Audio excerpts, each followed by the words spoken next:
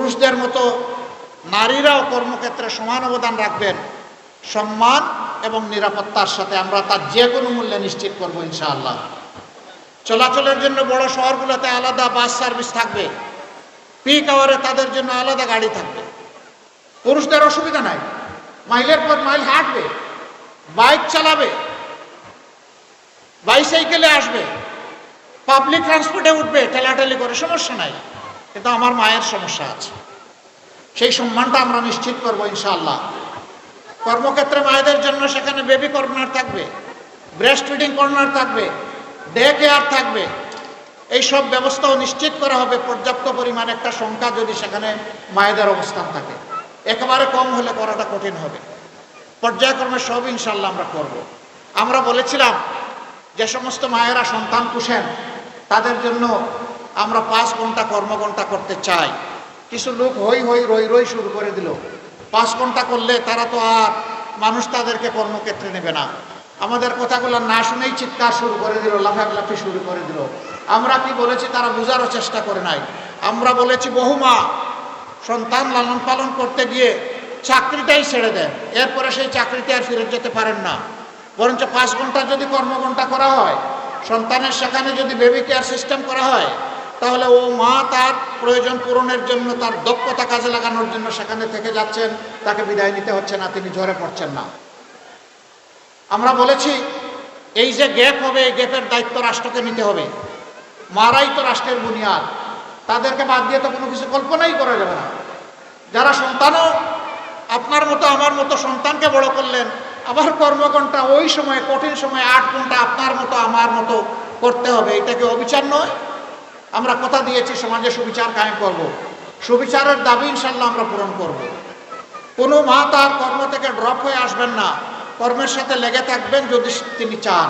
তবে হ্যাঁ, কেউ যদি মনে করেন যে না আমি 5 ঘন্টা নয় 8 ঘন্টাই করব, শি উইল বি অ্যাপ্রিসিয়েটেড, তাকে অভিনন্দন জানানো হবে, কোনো সমস্যা নাই, আমরা বাধ্য করব না। সম্মানিত মা ও বোনেরা, এটা কি শুধু মুসলমান মায়েদের জন্য? Of course not. এটা মায়ের জাতির যারাই হবেন, যে ধর্মেরই হবেন, তাদের সকলের জন্য। তবে একটা জিনিস আমরা ফিল করি, চলাচলে সফরে প্রয়োজনে আপনাদেরকে বিভিন্ন মার্কেটে একান্ত প্রয়োজনে যেতে হয়, কিন্তু পুরুষদের জন্য পর্যাপ্ত ওয়াশরুম, নামাজের জায়গার ব্যবস্থা থাকলেও মহিলাদের জন্য, নারীদের জন্য সেটা থাকে না। আল্লাহ যদি আমাদেরকে এই সুযোগ দেন, জায়গায় জায়গায় মার্কেট যারা বানাবেন তাদেরকে কন্ডিশন দিয়ে দেওয়া হবে, এটা নিশ্চিত করতে হবে আপনাদের। পুরুষরা দৌড়াদৌড়ি ছুটাছুটি করতে পারবে, আমার মা যাবে কোথায়? যার সবচাইতে প্রয়োজন তার জন্যই কোনো ঠিকানা নাই, যার প্রয়োজনটা ছোট তার জন্য সব রেডি করে রাখা হয়েছে। আমরা মাতৃতান্ত্রিকতাও চাই না, আমরা পিতৃতান্ত্রিকতাও চাই না, আমরা একটা মানবিক সমাজ চাই। উভয়ের সমন্বয়ে আমরা একটা মানবিক সমাজ চাই। আমরা কোনো ক্লেশ চাই না, বিভাজন চাই না, ধর্মেও চাই না, বর্ণেও চাই না, আমরা কোনো জেন্ডারেও কোনো ব্যবধান চাই না। তবে আল্লাহ তাআলা যার জন্য প্রাকৃতিকভাবে যা তৈরি করে দিয়েছেন সেইটাকে নিয়ামত হিসাবে কবুল করে নিয়েই আমাদের শুকরিয়া আদায় করতে হবে। এটাই আমাদের কথা। আপনাদের প্রতি আমাদের অনুরোধ, 12 তারিখে 2টি ভোট, একটা হচ্ছে হা ভোট। হা মানে হচ্ছে বাংলাদেশ জিতে যাওয়া, হা মানে হচ্ছে আজাদি, হা মানে ফেসিবাদ, যন্ত্রণা আর ফিরে না আসা। অতএব ইনশাআল্লাহ আমাদের প্রথম ভোটটি হবে হা। দ্বিতীয় ভোট ন্যায় এবং ইনসাফের বিপক্ষে। পরিষ্কার কথা, দূর অতীতে আমাদের যাওয়ার দরকার নাই।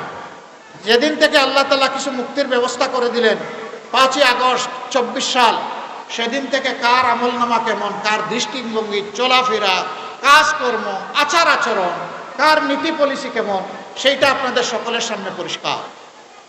এখানে যাদেরকে সুনীতির উপর পাবো, যাদের উপর আস্থা রাখতে পারবো, আমার দেশ, আমার মাটি, আমার মা, আমার ভাই, সবার আমানত যারা রক্ষা করতে পারবে, ইনশাআল্লাহ 12 তারিখের ভোট তাদের পক্ষে হবে।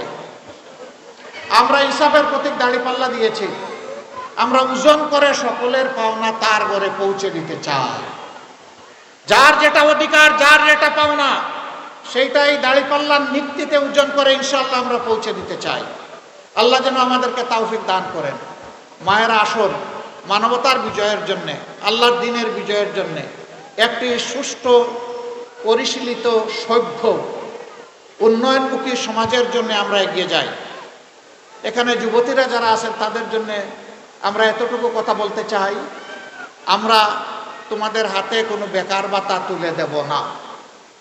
আমরা তোমাদের দুইটা স্কিল উপহার দেব। একটা হচ্ছে লিঙ্গুইস্টিক স্কিল, ভাষার দক্ষতা, ইংলিশ আরবি অবভিয়াসলি, যার জন্য যেটা প্রযোজ্য, বাংলা তো আমার আছেই। আর দ্বিতীয়টা হচ্ছে হাতকে দক্ষ মানুষ হিসাবে আমরা গড়ে দেব তোমাদের হাতকে। সেই প্রফেশনাল এডুকেশন আমরা দিব ইনশাআল্লাহ, যাতে তোমরা সম্মান এবং মর্যাদার সাথে কাজ নিয়ে তোমরা থাকতে পারো, বেকার ভাতা নিয়ে নয়।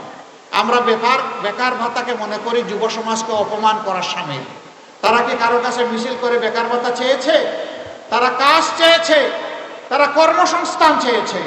আমরা তাদের হাতে ইনশাআল্লাহ কাজ এবং কর্ম তুলে দেব, তাদেরকে সম্মানিত করব, তারা সম্মানিত করবে জাতিকে এবং দেশকে। আপনারা আমাদের জন্য দোয়া করবেন।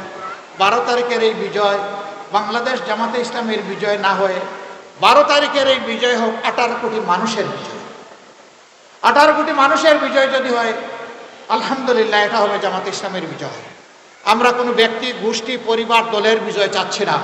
আমরা চাচ্ছি সত্যিকার অর্থে মানবতার বিজয়, 18 কোটি মানুষের বিজয়। আমাদের চোখে সকলেই সমান। নাগরিক হিসাবে এই দেশে যারাই জন্ম নিয়েছেন, যারাই বসবাস করেন, আমরা সবার প্রতি শ্রদ্ধাশীল। তার ধর্ম বর্ণ আমরা দেখব না। তিনি আশরাফুল মখলুকাত, একজন মানুষ। আমাদের বিবেচনার জন্য এটাই যথেষ্ট।